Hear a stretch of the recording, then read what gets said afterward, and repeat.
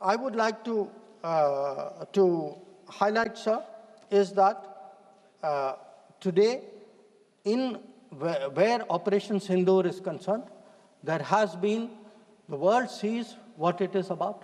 The world realizes this is a fight against terrorism. It is felt that India has acted responsibly but firmly. Now, I would like, sir, to address one particular aspect because some members have brought it up. And this is regarding the US activity during this period.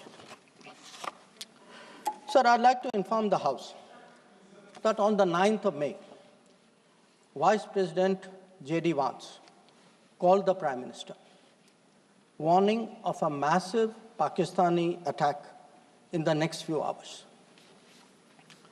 Prime Minister, in his response, made it very clear that if such an attack happens, it would meet with an appropriate response from our side.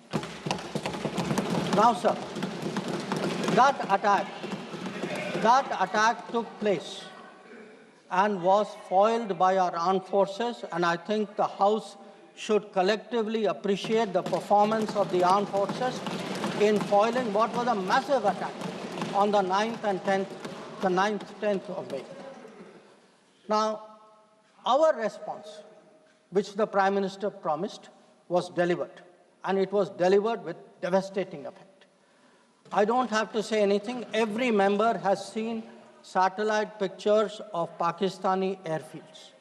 You can see from the state of those airfields, which shown by the pictures, what was our answer. Now, on the 10th of May,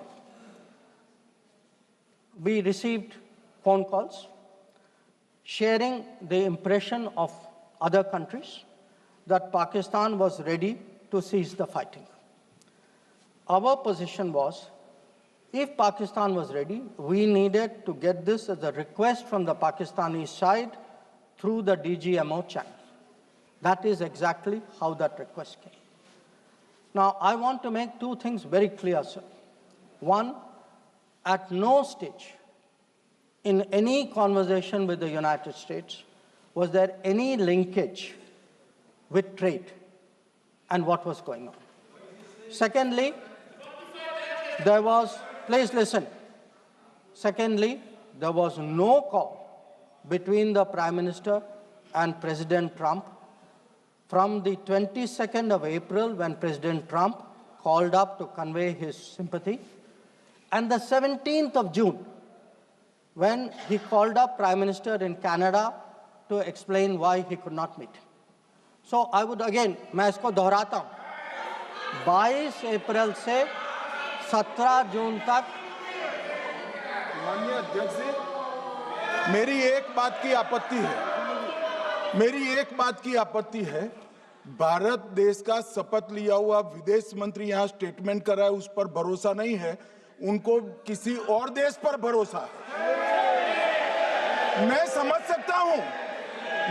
सकता हूं उनकी party में विदेश का महत्व क्या है, मगर इसका मतलब ये तो नहीं है पार्टी की सारी चीजें यहाँ सदन में आकर थोपे।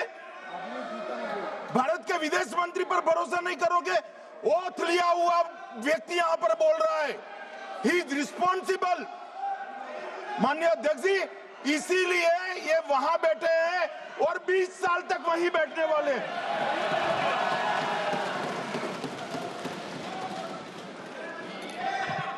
Honorable Speaker, sir, in the course of the debate today, some points were made by members of the opposition. I would like to respond to some of them. We were asked,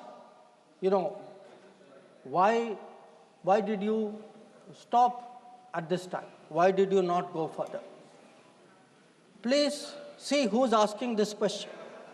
This question is being asked by people who, after 26/11, felt that the best action was inaction. Now, I would like, sir, to read out, because one member said, nowadays BJP members like reading from books. You get the truth in books. Sometimes you don't like what we read in books. So let me read out, sir, two excerpts from a book by the National Security Advisor of the UPA government. After 2611, a chapter, this is a book called Choices. He says, on sober reflection and in hindsight, I now believe the decision not to retaliate militarily, but to concentrate on diplomatic, covert, and other means was the right one for that time and place. This is what he says. But did he even do that? Because 2611 happened in November of 2008. What was the reaction? The reaction was Sharm El Sheikh. Was that diplomatic? Was it covert? Was it military? Now, what did Sharm El Sheikh do? In Sharm El Sheikh, the then government and the Pakistani Prime Minister agreed terrorism is a main threat to both countries. Now, today, sir, people are saying, you know, America is hyphenating you, Russia is hyphenating you. That is what I heard Deepinder Huda ji say. Hello, you are hyphenating yourself. I mean, you did not need a foreign country to say, please link India to Pakistan. Your own government was saying, you know, India and terrorism is a main threat to both countries. And then they said, terrorism should not be linked to the composite dialogue. And worst of all, they accepted a reference to Balochistan in that. Now, here is a country reeling after 2611. And you are equating Balochistan and 2611, what happened in Mumbai, and you are saying that the perpetrator and the victim have both got a problem. And then now you are asking me, why didn't you go further? People who did nothing are asking a government which did so much, saying, why didn't you do more? Now, you might think, sir, that this is a one-off, but this is a habit, because this is the thinking in that part of the house. Some years ago, there was, if you remember, sir, the Mumbai train bombing.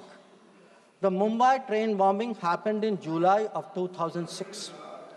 In September of 2006, 3 months after the Mumbai train bombing, at Havana, the UPA government, with its Pakistani counterpart, condemns all acts of terrorism as though we are both again equal, and agrees that it's a scourge that we need to effectively deal with together.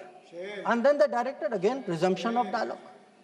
So what I want to highlight is, for people who did nothing to have the temerity, the gumption today, to ask a government which did so much, which brought down Bhavalpur and Muridke, to say, why didn't you do more? I think it's extraordinary.